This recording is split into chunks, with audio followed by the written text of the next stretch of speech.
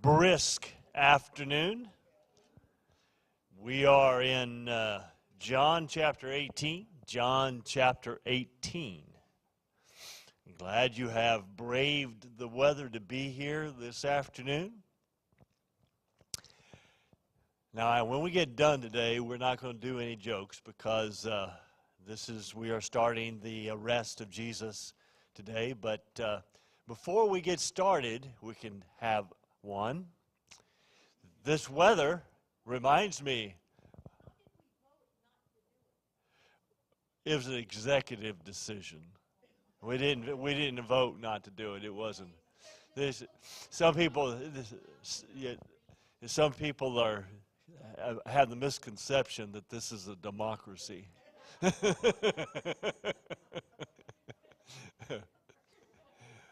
So here's the joke.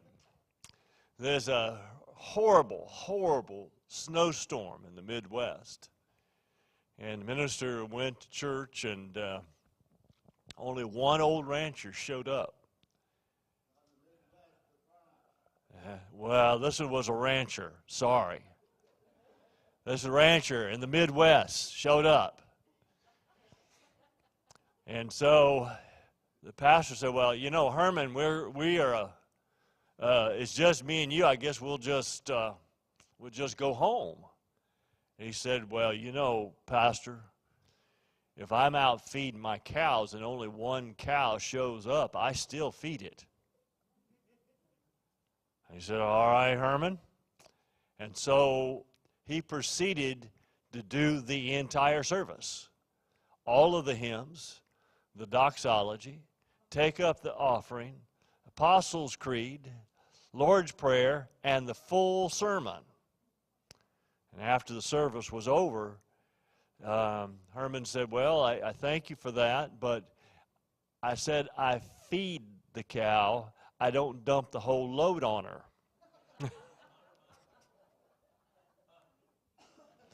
So you see, Norman, how it had to be a farmer. It had to be a rancher. All right. How about people you'd like to remember in praise offerings? Let's start with praises. A couple of you showed pictures on the way in. I'm mentoring a gentleman in South Dakota. And I was complaining about the temperature, and their temperature today was 25 degrees below zero. The wind chill was 35 degrees below zero, and they had 5.5 feet of snow. And I said, I feel nice, warm, and toasty. Thank you. Thank you for helping me. I will tell you, since I'm on that note, let me say to you that watch your email this weekend about the services. I hope and I pray that we are able to go through as we plan with the 6 o'clock Christmas Eve service and then the regular Sunday service on Sunday morning. But if that changes, watch your email. We'll be sending that out through that. So check it before you set out if there's any question. Other blessings you'd like to share with your church family? Yes, ma'am.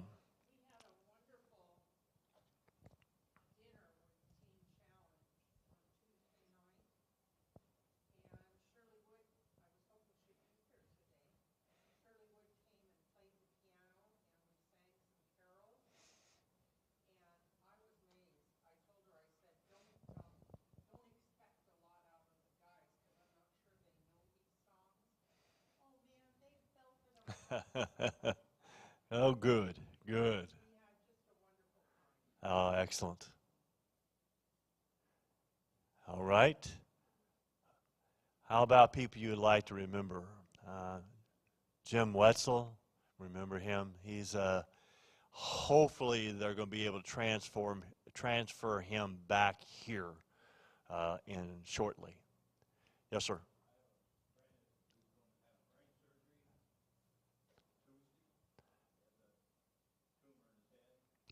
Friend having brain surgery this coming Tuesday.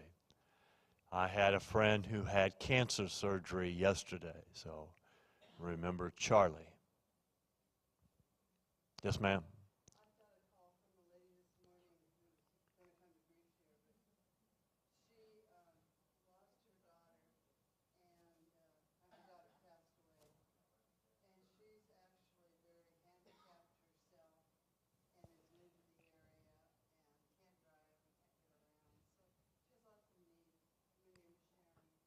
Remember sharing in your prayers. Lots of needs. Yes, sir.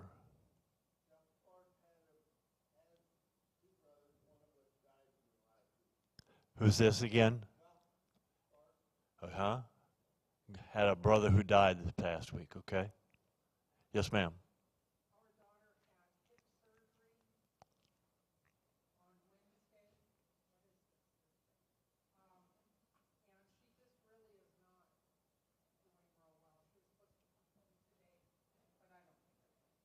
Okay, daughter had hip surgery. Remember her. All right, let us pray together.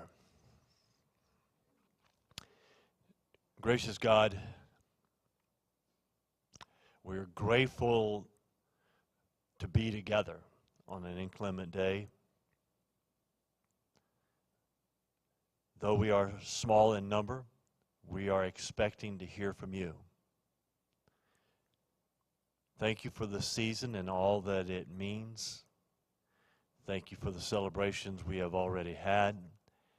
And we pray for those that we wish to have. But Lord, give us guidance and keep us safe. We ask that you would touch those that we have mentioned. You know their needs better than we do, and we give those to you. In Christ's name, amen. Okay, we have just come through all that happened at the Lord's Supper in the upper room. 5 chapters that John spends on this. And this is what has been termed the final act. Before we get into Jesus' arrest, what I'd like for you to know going in, and because I won't be able to remember to point out at all of the deviations from Jewish law that are broken, they, in Jesus' trial, it was really more of a mockery than a trial. They broke at least 13 of their own laws to get this done. They wanted to kill Christ, and they found a way to do that. But so as we go through this, just understand that this is a mockery of a trial. It is not a normal Jewish trial. All right, chapter 18, beginning with verse 1. When he, meaning Jesus, had finished praying, Jesus left with his disciples and crossed the Kidron Valley. On the other side there was an olive grove, and he and his disciples went into it. Now Judas, who betrayed him, knew the place because Jesus had often met there with his disciples. So Judas came to the grove, guiding a detachment of soldiers and some officials from the chief priests and Pharisees. They were carrying torches, lanterns, and weapons. Jesus, knowing all that was going to happen to him, went out and asked them, "Who is it you want?" "Jesus of Nazareth," they replied. "I am he," Jesus said. And Judas, the traitor, was standing there with them. When Jesus said, "I am he," they drew back and fell to the ground. Again he asked them, "Who is it you want?" And they said, "Jesus of Nazareth." "I told you that I am he," Jesus answered. "If you are looking for me, then let these men go." This happened so that the words he had spoken would be fulfilled.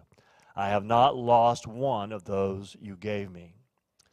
Then Simon Peter, who had a sword, drew it and struck the high priest's servant, cutting off his right ear. The servant's name was Malchus. Jesus commanded Peter, "Put your sword away. Shall I not drink the cup the Father has given me?" Okay.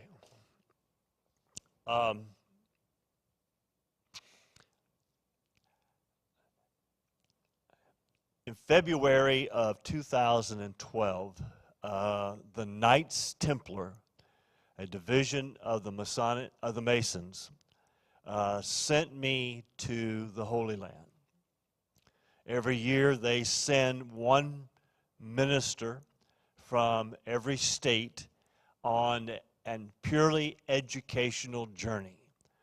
We were there for, it was a 10-day journey. We were in country, a 12-day journey. We were in country for 10 days, and we literally spent 10 to 12 hours a day studying and going to different sites. And when we were traveling from one site to another site, our guide was telling us the history and the lore that went along with what we were seeing. It was a very, very educational trip. Going to Israel had never been on my bucket list, but I intend to go back because it was so impactful.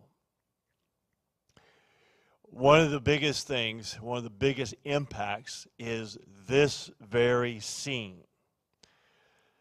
We came out of the old city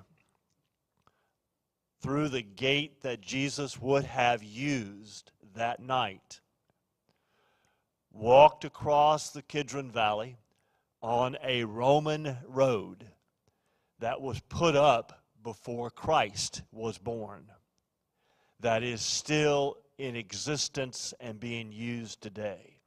The cobbles that they put in the ground are still the original ones. It's an amazing piece of architecture. You cross the Kidron Valley, it's a little over a mile. And then up on the side of the hill of the Mount of Olives, there is a little olive grove. I learned about olives. Olive trees are very hardy. And through the years, when a branch gets broken off, there are thousands upon thousands of wild olives growing in the region. They go get a wild branch and graft it where the other branch got broken off. And that automatically turns the wild branch into a domestic branch. Isn't that interesting? Isn't that interesting? But what you have as a result is you have these huge trunks, literally bigger around than the tables that you're sitting at, that have been there. The olive grove that I'm thinking of, some of the olive trees are 2,300 years old. That meant they were roughly 300 years old when Jesus was there. This little olive grove has been in existence this whole time. That is the traditional site where legend says Jesus took his disciples. I don't know, but I will tell you it felt right to me. Because from that olive grove, you can see the gate where you exit Old Jerusalem, come across the Kidron Valley and up the side to the Mount of Olives. So you could, when the soldiers and the the Pharisees and the officers from the chief priest came across the valley with their torches and their lanterns, they would be highly visible from the time they left the old city until they arrived at the olive grove. that entire time, you could see this snake of lights coming across the valley. What I want you to hear is where Jesus prayed, he could have seen them coming literally from a mile away. It was dark. He had every opportunity to leave. And he didn't. He chose to stay. And as we're going into that, I want you to hear that. They crossed the Kidron Valley to the other side, to the olive grove. This is a place that Jesus often went there with his disciples. That's how Judas knew where to find him. The indication is that every night during Holy Week, every day during Holy Week, Jesus' routine was to go to the temple in the morning, teach all day long. At night, he would leave Jerusalem, go to this olive grove, pray with his disciples, and then go on to Mary and Martha's home about 2 miles away at Bethsaida. That was his routine. Judas knew this. He guided this detachment of soldiers. I've been asked many times how many was in the detachment. I don't know. But a detachment of Roman soldiers was 25. The indication is they have a detachment of soldiers. Indication is Roman soldiers. And then they had guards from the temple that would have served the high priest and officials from the high priest. So there was quite a number of people coming. Jesus, this is verse 4, Jesus, knowing all that was going to happen to him, went out and asked, "Who is it you want?" And at that, they fell down. When he said, "I am he," they fell down. They were expecting to come out and arrest a peasant. What they found was the Son of God. And when he said, "I am he," they were literally taken aback. And so he asked him again, "Who is it you're looking for?" And they said, "Jesus of Nazareth." And he said, "I am he.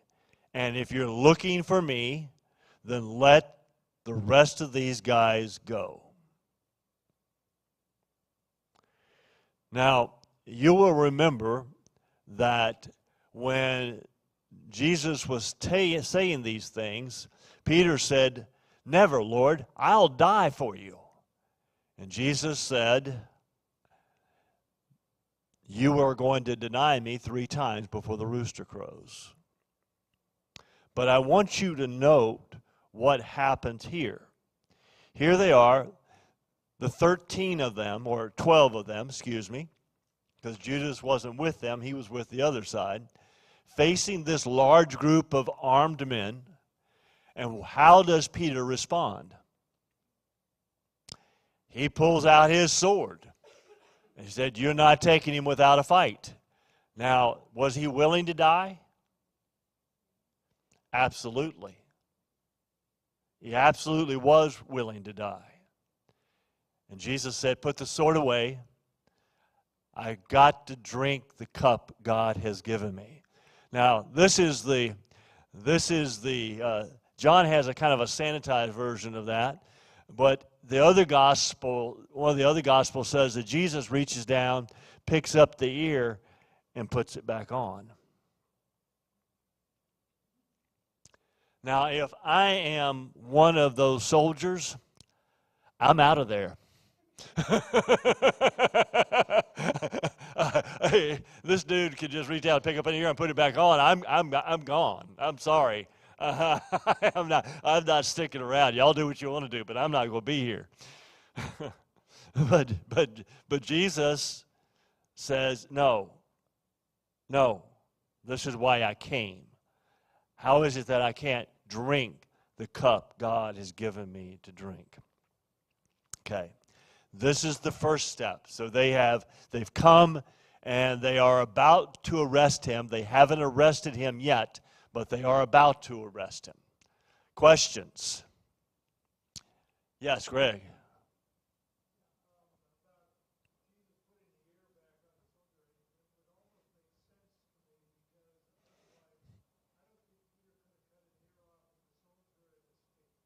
Maybe.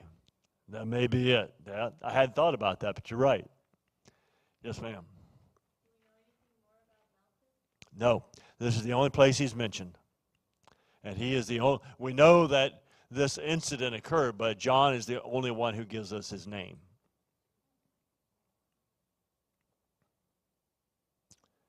All right, let's look at that next section. Then the detachment of soldiers with its commander and the Jewish officials arrested Jesus. They bound him and brought him first to Annas, who was the father-in-law of Caiaphas, the high priest that year. Caiaphas was the one who had advised the Jews that it would be good if one man died for the people. Okay, so Jesus is not resisting arrest. I want you to hear this. He is not resisting arrest. He is submitting to the arrest. He could have gotten away. He chose not to get away. He knew what was going to happen. He chose to stay, and they bound him anyway. Why did they bind him? Just like police officers today, you have to put handcuffs on. For the person's safety, for your safety, because you don't know what's going to happen. They bound him. They took him first to Ananias. Ananias. So why are they taking him? Why is it two? Ananias, how you want to pronounce that, was the high priest the year before. The Romans didn't like the way he did things, so they deposed him. How can the Romans depose him? The Romans can do whatever they darn well please. They kick him out of office and they put Caiaphas in office in his place. Why was Jesus taken to Ananias first? Because the Jewish people recognized him as their authority, but the Romans recognized Caiaphas as the authority. So they took him first to Ananias, got his view, and then to Caiaphas. You'll see this in just a moment. Caiaphas was the one who had advised the Jews that it would be better for one man to die for the nation than for there to be trouble. Now, Caiaphas already felt that way. What do you think the odds of Jesus getting a fair trial are? 0. At this point, absolutely nil. All right, questions on that?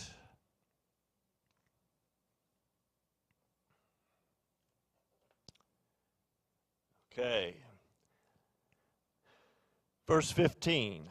Simon Peter and another disciple were following Jesus. Because this disciple was known to the high priest, he went with Jesus into the high priest's courtyard. But Peter had to wait outside at the door. The other disciple, who was known to the high priest, came back, spoke to the girl on duty there, and brought Peter in. "You are not one of his disciples, are you?" the girl at the door asked Peter. He replied, "I am not." It was cold, and the servants and officials stood around a fire they had made to keep warm. Peter also was standing with them, warming himself. So this is Peter's first denial. Always get questions about another disciple. Another disciple was probably John. John never mentions his own name. Just like when we get over to Jesus' crucifixion, it said the disciple whom Jesus loved was standing there. And Jesus commends his mother to this person. That is presumably John. So this person, this disciple is probably John. John knew the high priest and so went with Jesus inside the courtyard. Peter had to stay outside. He went back, got Peter, and brought him in. But as he was coming in, the girl there, read slave, the slave there who was tending the door said, "You're not one of his disciples, are you?" And he denies and says, "I am not." I always wondered about that. Who went out and got him? Who went out and got Peter? The other disciple. So that was the other disciple was recognized and known by the high priest. How can Peter deny? But he did. And after he got in, it was cold. They were standing around warming themselves, and so Peter went and warmed himself too. I've often been asked, well, why, if Peter's trying to hide, how come he goes into the fire? It's cold. Now, let's think. This is a perfect example. Today, if we were all standing around outside and we had a fire and we were all standing around the fire, and I'll use my friend Marcia, and Marcia was standing off by herself, would y'all be wondering what's going on with Marcia? Absolutely. Sorry, Marcia. So Peter is doing the logical thing, warming himself, staying warm, but also trying not to be conspicuous as well. Questions? Okay. Now, while this is going on, there's another scene taking place. Verse 19. Meanwhile, the high priest, this is Caiaphas, questioned Jesus about his disciples and his teaching. "I have spoken openly to the world," Jesus replied. "I always taught in synagogues or at the temple, where all the Jews come together. I said nothing in secret. Why question me? Ask those who heard me. Surely they know what I said." When Jesus said this, one of the officials nearby struck him in the face. "Is this the way you answer the high priest?" he demanded. "If I said something wrong," Jesus replied, "testify as to what is wrong. But if I spoke the truth, why did you strike me?"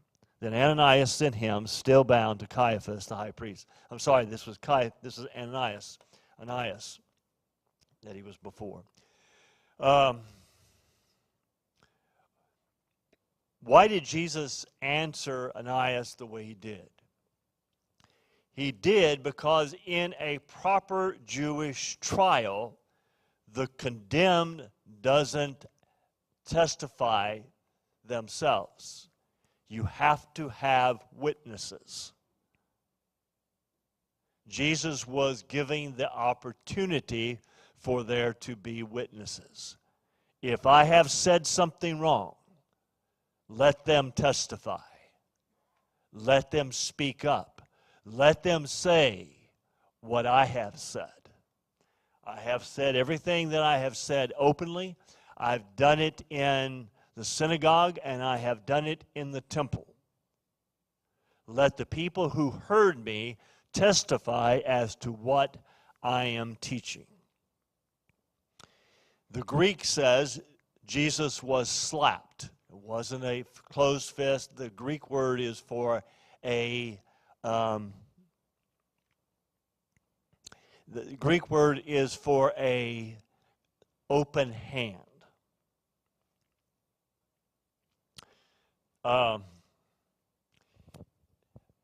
Side note, you know that passage where Jesus says, if somebody slaps you on one cheek, turn the other one? Have you ever wondered about that? Okay. All right. Most people are right-handed. Most people are right-handed. To slap somebody with an open hand on the face is an insult. To backhand them is actually, in the ancient world, a compliment. If I slap you in the face with an open hand, that is disrespectful. If I slap you with a backhand, that is, I am treating you as an equal.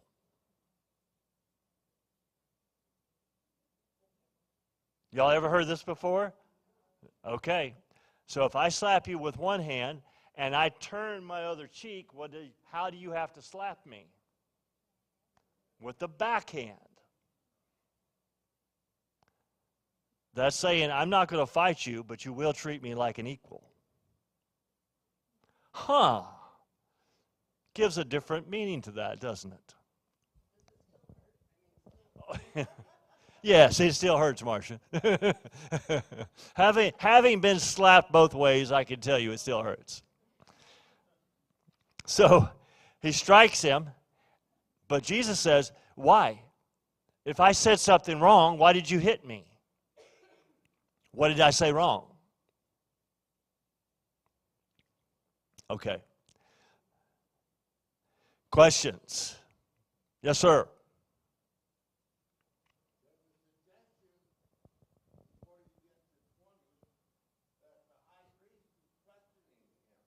Yes, the high priest was questioning him.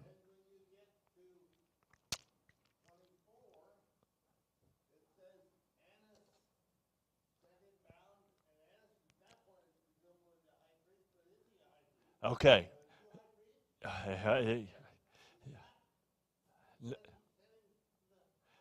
Okay. Number one, Ananias didn't slap him. One of his officials slapped him. Okay. But yes, it was Ananias. Ananias was asking the questions. Remember what I said just a moment ago, that Ananias was deposed by the Romans the year before. But the Jews still recognized him as being the proper high priest.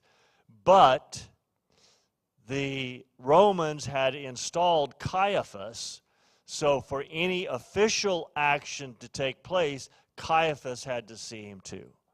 So they got Ananias to look at him first, and then they sent him to Caiaphas.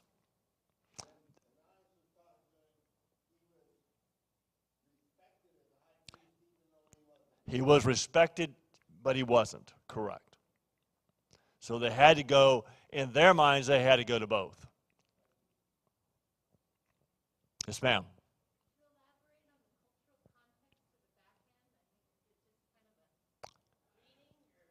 No, it would be if I'm treating you like an equal, if I am challenging you, for instance, if I am challenging you, if I am trying to pick a fight with you, and I believe you're my equal, I will hit you with a backhand. If I am insulting you, I hit you with the front hand.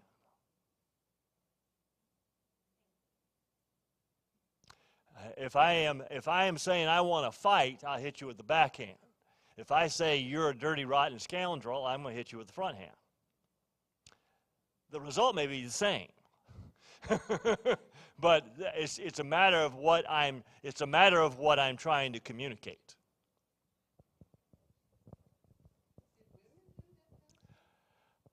Of course, women did.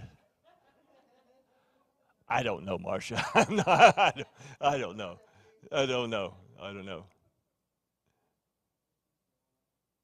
Yeah. All right. Okay, let's look at this next one. This is Peter's second denial. As Simon Peter stood warming himself, he was asked, "You are not one of his disciples, are you?" He denied it, saying, I am not. One of the high priest's servants, a relative of the man whose ear Peter had cut off, challenged him. Didn't I see you with him in the olive grove? Again, Peter denied it, and at that moment, a rooster began to crow. Okay, first of all, he is asked, they, who are they? The people that are standing around the fire. They asked him, aren't you one of those? He said, no, I am not. And then someone who was there when Jesus was arrested said, didn't I see you there? Now, why didn't he just come out and say, I saw you there. You're one of them. Remember, these are very primitive torches. They're pieces of wood with pitch on them that have been lit. They're terracotta lamps. You would take a little ceramic lamp with holes in the sides of it, and you put a candle inside of it, and those are the lanterns. The lighting would have been very poor. So identification would have been a major issue. And if somebody is on the periphery, you would have to guess at their identity. So, didn't I? I think you were one of them. And again, he denies it. And I've always wondered what was going through Peter's mind when the rooster began to crow. Oh, major guilt. And I also would have to say confusion too. Because remember, Peter had stood up. Peter had tried to fight. And Jesus forbid it. So this guy is going through all kinds of mental gymnastics. I'm like, yes, ma'am.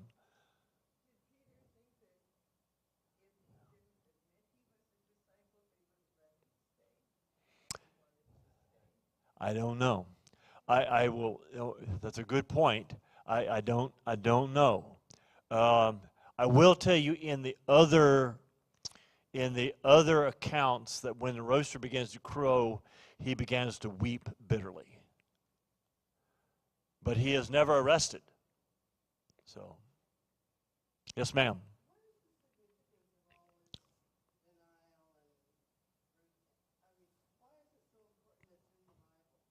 Well, it is to show that Jesus knows people's hearts. And it is also to show us, Peter,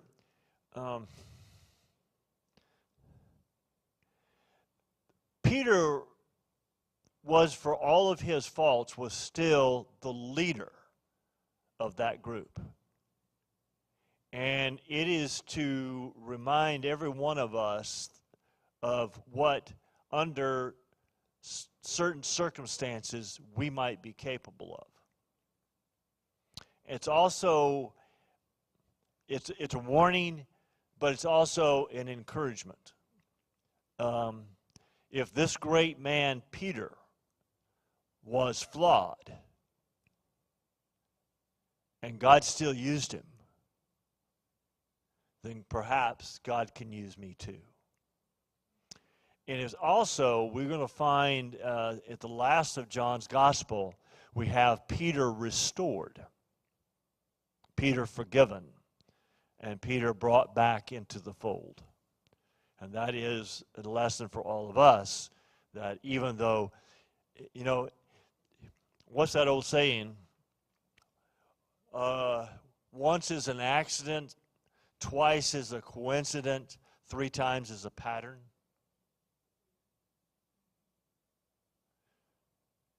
You can mess up and be forgiven. You can mess up twice and be forgiven. And you can mess up consistently and still be forgiven. Yes, ma'am. to the four winds. They took off. They're never mentioned.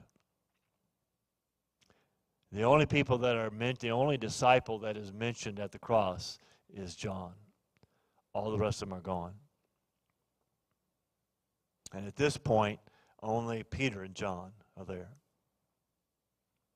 And Jesus predicted that too. He said, "You're going to abandon me."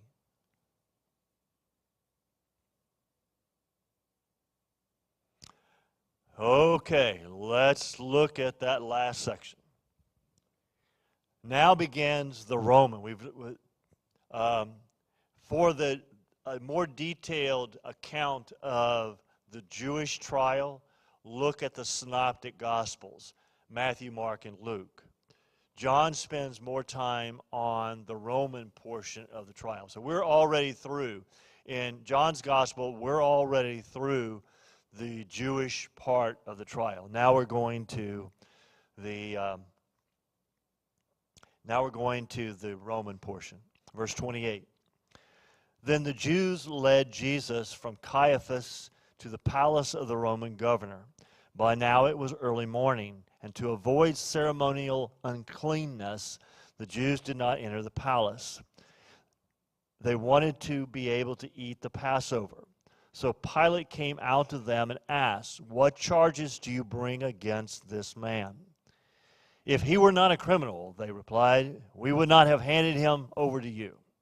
Pilate said, "Take him yourselves and judge him by your own law."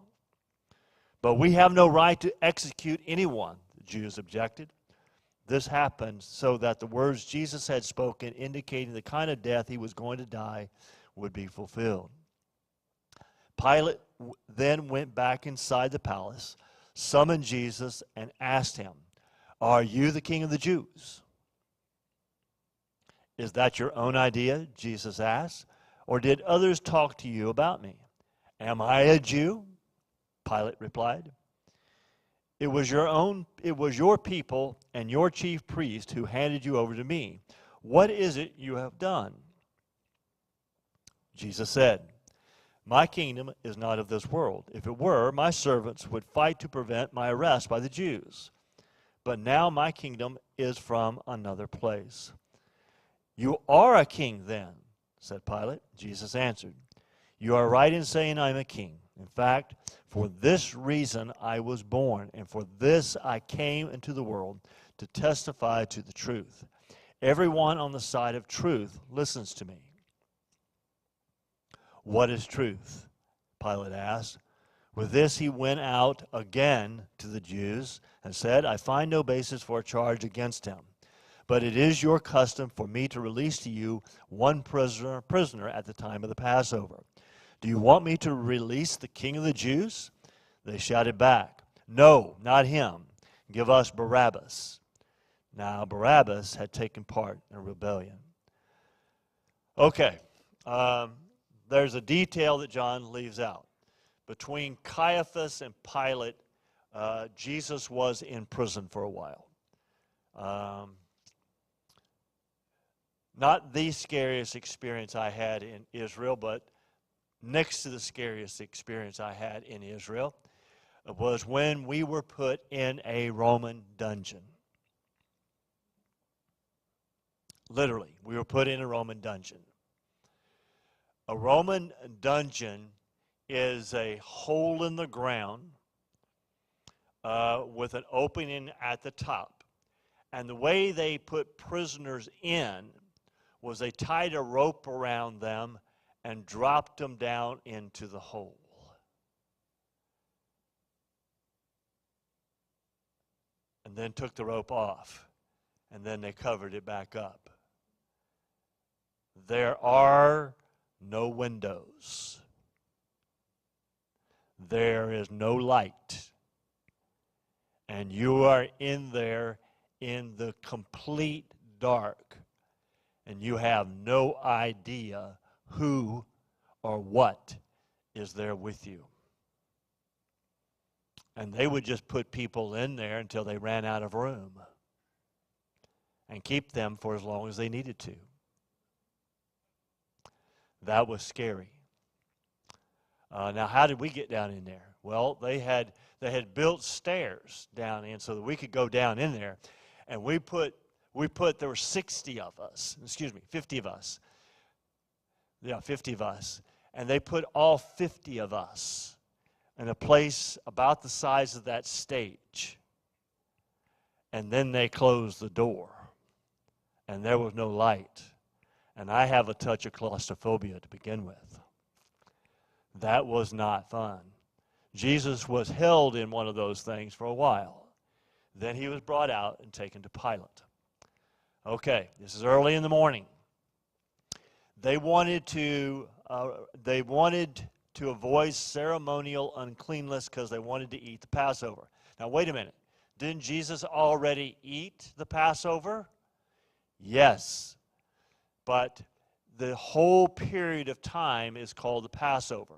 You have the Passover proper, and then you have the Feast of Unleavened Bread, during which time there were several feasts during that time. And so this was one of the other feasts that they wanted to participate in. How would they be ceremonially unclean if they went in the palace? They got exposed to a Gentile. You guys are contaminating. If they had direct contact with the Gentile, then they cannot celebrate a festival event. So they stayed outside. What charges? Do you notice they don't give any charges? Except he's a criminal. If he were not a criminal, we would not have handed him over to you. He said, well, take him and judge him by your own law then if he's a criminal. And they said, we have no right to execute anybody, which is exactly right. They could mete out punishment, and by the way, they had beaten Jesus severely. Not only had they beaten him, they had pulled out his beard. Have you ever had to pull out a hair on your face? Well, they had pulled out his beard and beaten him severely. And now they wanted him executed. We have no right to execute anyone. They objected. Okay? Pilate says to him, summons Jesus and says, are you the king of the Jews? Now, have we said anything about the king of the Jews yet? Nowhere in this whole story. But he asked, are you the king of the Jews? Somebody has told Pilate that this Jesus of Nazareth was the king of the Jews. And Jesus asked, is that your own idea, or did others talk to you about me? He said, am I a Jew? There's some irony in that because Pilate was half Jewish. His mother was Jewish. Jesus answered. Pilate said, it is your people and your chief priests that handed you over to me. What is it you have done? Jesus answers, my kingdom is not of this world. If it were, my servants would fight to prevent my arrest by the Jews. But now my kingdom is from another place. You are a king then, said Pilate. Jesus responds, you are right in saying I am a king. In fact, for this reason I was born, and for this I came into the world, to testify to the truth. Everyone on the side of truth listens to me. What is Jesus' truth? Jesus' truth is showing us who God is and who we were meant to be. That is real truth. In Jesus Christ, we see everything God has always been, and we see what you and I were created to be. That's the truth.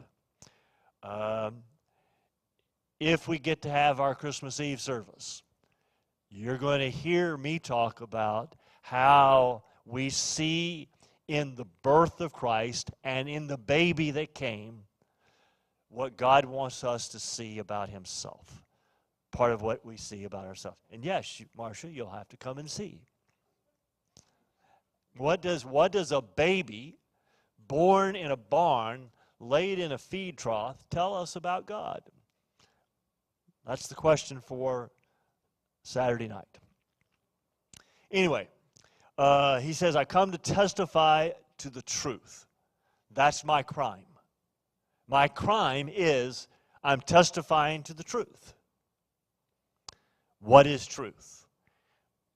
That could have been a jest, a rhetorical question. Said, truth, like you got truth. Or it could have been a real wondering, what is truth? Really, in the final analysis, what is truth?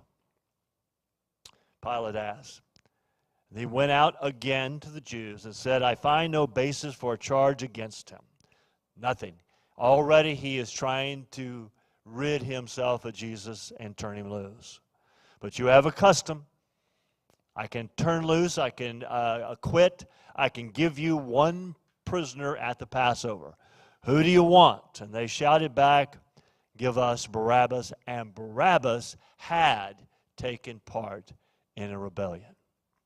All right, questions, observations? Yes, ma'am. Yes, ma'am. Probably, yes, ma'am.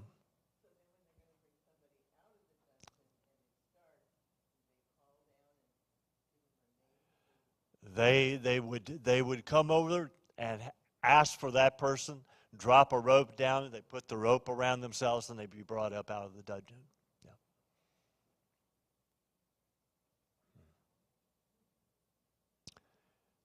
So none of you asked me what the scariest experience I had in Israel. The scariest one was, and I didn't think about it until I was about in the middle of it. There is an underground canal that goes from one part of Jerusalem to another, or outside of the walls of Jerusalem into Jerusalem, and it's about a half a mile long,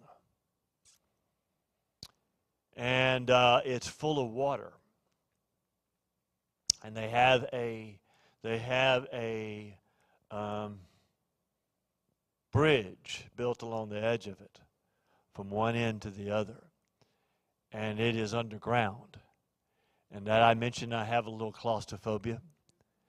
It was very, very poorly lit, and you're way underground, and overhead you can hear the cars on the street above you. And that was not pleasant. I don't have to do it again. And if I do take a group over there in the future, I won't be doing that with you. Greg? I think it was, Greg. I have to admit, at the end of each day, I would go back over the notes that I made, and I didn't rewrite what I wrote about the tunnel. What's that? It was not nice. It was not nice. Yes. All right. Other things? Yes, sir. We have no idea, except that they did turn him loose. They turned him loose. What happened? I don't know.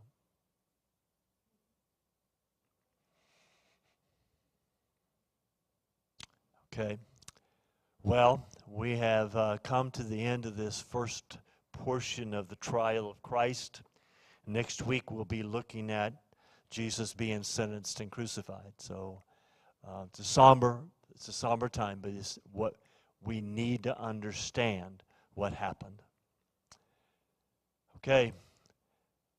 Y'all be safe out there, and remember, before you come to a service, do check your email to find out if something has changed. And I want to see every one of your beautiful faces here. But you be safe.